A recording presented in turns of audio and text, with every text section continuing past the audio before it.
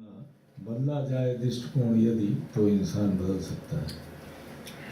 अब प्रश्न ये पैदा होता है दृष्टिकोण का परिवर्तन कैसे हो। विजन आता कहाँ से है, दृष्टि आती कहाँ से।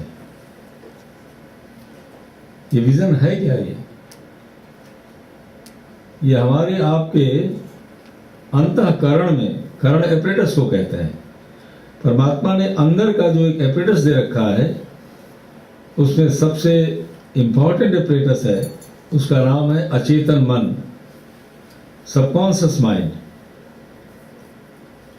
ये ऐसा माइंड है जो 24 घंटे अपना कार्य करता रहता है। ऑल द 24 आवर्स हमारे हृदय का चलाना, फेफड़ों का चलाना, डाइजेशन करना, सारे जीवन यापन की क्रिया के साथ साथ विचारों को भी उठाने का कार्य जो अंदर में उसके बैठे हुए हैं, जो अंदर में एक विश्वास बैठा है, जो अंदर में एक श्रद्धा बैठी है, अंदर एक अपनी मान्यता बैठी हुई है।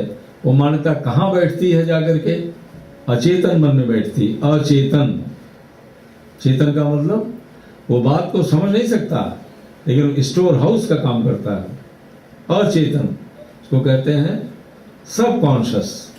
कॉन्शियस का मतलब चेतन, चेतन मतलब जागरूक। एक दूसरा मन है हमारे आपके अंदर, उसको जागरूक मन कहते हैं, कॉन्शियस माइंड। जैसे अभी आप यहाँ पर बैठे हुए हैं, कहाँ बैठे हैं, गायत्री चेतना केंद्र, लिस्टर 16 रेंडल रोड के मेडिटेशन हॉल में बैठे हुए हैं। ये कौन बता रहा है, ये जागरूक मन इस बात को बता रहा है जिसको इंटेलिजेंस कहते हैं। लेकिन अचेतन मन ये इसको नहीं बताने वाला है। तो अचेतन मन में क्या है, जो कुछ हम आप अच्छी और बुरी बातों को सोचते हैं, करते हैं, वो पूरा का पूरा इसी अचेतन मन में जाकर के इकट्ठा होता रहता है, स्टोर हाउस का काम करता है। इसीलिए इसका जो दूसरा नाम दिया गया है वो है चित्त। इंग्लिश में कहते हैं mind stuff. It is a mind stuff.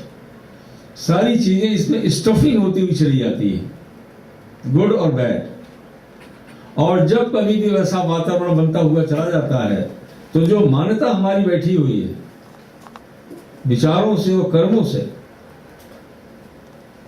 जो इच्छा हमारे अंदर बैठी हुई है, उस वातावरण के आते ही तुरंत अंदर से उसमें हलचल पैदा हो जाती है। और वो हलचल ही अंदर की इच्छा का काम करने लगती है, उसको आंतरिक इच्छा कहते हैं, इंटरनल डिजायर।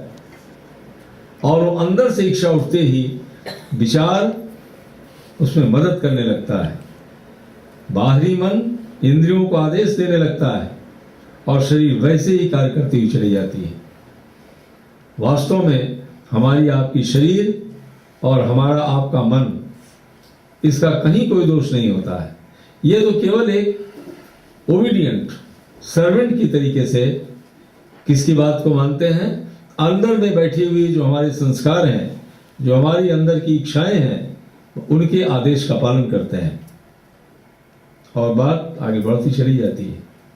तो दृष्टिकोण कहाँ से आता है, विश्वास से आता है, अपनी मान्यता से आती है, अपने परसेप्शन से आता है, अपनी फीलिंग्स जो अंदर बैठी हुई उससे दृष्टिकोण पैदा होता है। कहने का तात्पर्य है वो है अचेतन मन। अब इस अचेतन मन को कैसे ठीक किया जाए। चेतन मन को तो बदला जा सकता है। क्यों? विचारों के माध्यम से, लॉजिक के माध्यम से, प्रूफ के माध्यम से, एग्जाम्पल्स के माध्यम से चेतन मन बात को समझ लेता है। लेकिन अचेतन मन वो जल्दी बात को समझता नहीं है। क्यों? उसकी ऑलरेडी एक मान्यता बनी हुई है, ऐसा है। लॉजिक थोड़ी देर के लिए आता है और चला जाता है। अब उस अचेतन मन को कैसे चेंज किया जाए। हम आप कितने भाग्यशाली हैं कि परमात्मा ने इसी अचेतन मन को चेंज करने के लिए जब मनुष्य पृथ्वी के ऊपर आया, तब उन्होंने एक ऐसे छोटा प्रभावशाली शक्तिशाली वेदों की माता के रूप में मंत्र इंसान को दे दिया। मंत्र विचार को कहते हैं, गायत्री महामंत्र। जब उसका जप और ध्यान, सूर्य का ध्यान करते हुए ध्यान करते हुए जब गायत्री मंत्र का जप करते हैं तब एक ही बात को बार बार रिपीट करते हुए चले जाते हैं, तो हमारा आपका जो चेतन मन है, कॉन्शियस माइंड, वो सो जाता है। क्या मतलब हुआ? वो दुनिया की बातों को नहीं याद करता, भूल जाता है। घर भूल गया, परिवार भूल गया, नौकरी भूल गया, समस्याओं को भूल गया, और रिपीट क्या कर रहा है? ओम भूर्भुवः स्वः तत्सवितुर्वरेण्यं भर्गो देवस्य धीमहि धियो यो नः प्रचोदयात्। हे परमात्मा, ओम भूर्भुवः स्वः, आप तीनों लोकों में व्याप्त हैं, आप प्राणों के आधार हैं, आप दुखों को दूर करने वाले हैं, आप आनंद को देने वाले हैं। तत्सवितुर्वरेण्यम, हम आपकी तेजस्विता को, आपकी प्रखरता को, आपके शक्ति को, आपकी श्रेष्ठता को हम समर्पण करते हैं, आपको स्वीकार करते हैं, आपको वरण करते हैं। आप हमारे मन को पवित्र करिए। देवस्य, हमारे मन में दिव्यता को भर दीजिए, गुणों को भर दीजिए। और हे परमात्मा, हमारी इच्छा, भावना और बुद्धि को आप श्रेष्ठ मार्ग पर चलाइए, अपनी तरफ को चलाइए। क्यों? परमात्मा गुणों के खान है, he is collection of virtues, गुणों का जखीरा है। इसीलिए वो सुंदरता का सुंदर कहा जाता है। सुंदरता क्या है? सुंदरता, beauty always consist of virtues. जहां गुण है वहां सुंदरता है, जहां अवगुण है वहां क्रूरता है, सुंदरता खत्म हो जाती है। इसीलिए कहा गया है beauty is to see and not to touch. उसको आप फील कर सकते हैं, never touch the beauty because beauty consist of virtues. हम आपको बताना क्या चाहते हैं कि जब हम आप सूर्य का ध्यान करते हुए गायत्री मंत्र का जब बार बार करते हैं तो अचेतन मन जगता रहता है, गुणों को पकड़ता रहता है, और फिर क्या हो जाता है? 4 तरीके का मनोवैज्ञानिक change, that is called as psychological change, metaphysical change मन के अंदर होता हुआ चला जाता है। पहला, वही गुण परमात्मा का मन याद कर लेता है, जिसको लर्निंग कहते हैं।